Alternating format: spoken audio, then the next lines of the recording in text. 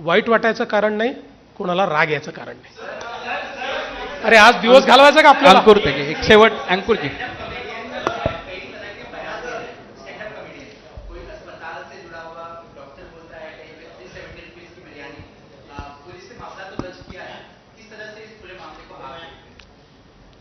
मला असं वाटतं की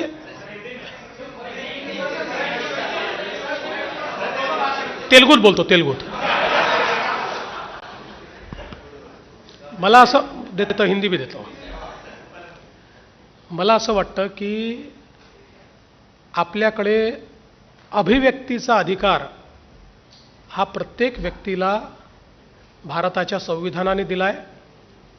पण त्याचवेळी अभिव्यक्तीचं स्वातंत्र्य हे स्वैराचारामध्ये बदलू नये अशा प्रकारची अपेक्षा देखील भारताच्या संविधानाने व्यक्त केली आहे.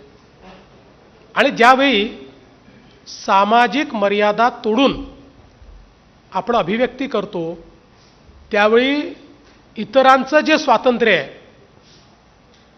जे इतरांना डिग्निटीनी राहण्याचं स्वातंत्र्य हे संविधानाने दिलेलं आहे, त्या स्वातंत्र्यावर आपण अतिक्रमण करतो. आणि म्हणूनच मला असं वाटतं की प्रत्येकाला अभिव्यक्तीचा अधिकार आहे. स्टँडअप कॉमेडियन्सला तर आहेच.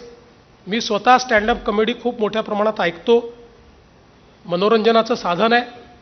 पण ते होत असताना मर्यादा काय आहेत या देखील आपण पाहिल्या पाहिजेत. समाजातल्या इतर लोकांच्या डिग्निफाईड जगण्याच्या स्वातंत्र्यावर कोणीच अतिक्रमण करू नये अशा प्रकारची माझी अपेक्षा आहे.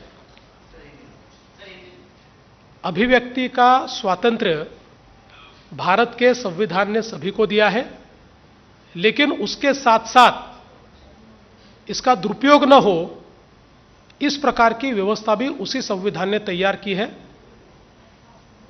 जब कोई अभिव्यक्ति अमर्याद हो जाती है तो समाज के लोगों के डिग्निफाइड जीने का जो अधिकार है उस अधिकार पर वो आक्रमण करती है.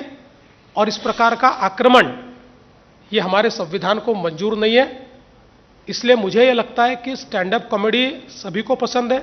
मैं स्वयं भी देखता हूँ, उससे मनोरंजन भी होता है.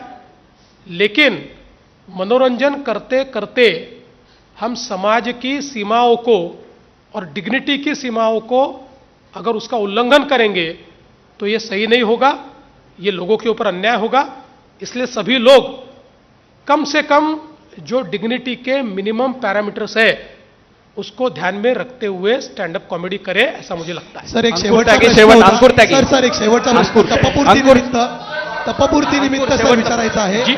जिसकी लाठी उसकी भैंस, जिसका माइक उसका प्रश्न. क्या सर तपपूर्ती निमित्त पत्रकार परिषदेमध्ये विचारतोय. गेल्या अरे माईक मिळून तुझा आवाज येत नाही मला. सर गेल्या 75% राज्यांमध्ये तुम्ही सांगितलं की भाजप आणि एनडीए शासन आहे. 80% भूभाग देखील तुम्ही व्यापलेला आहे. आता खरी स्पर्धा दिसते ती मित्रपक्षांमध्ये दिसते. हे आव्हान पुढच्या 3 वर्षांमध्ये कसं तुम्ही पाहताय? कारण शिवसेना राष्ट्रवादी सोबत होणारा आता सुप्त संघर्ष स्पष्टपणे दिसू लागलेला आहे. जरी एनडीए म्हणून तुम्ही एकत्र जाताय, 100% भाजपचा विचार आता होणार आहे का? मी 75% आणि 80% जे बोललो ते एनडीएचं बोललोय. एनडीए, भाजप नाही.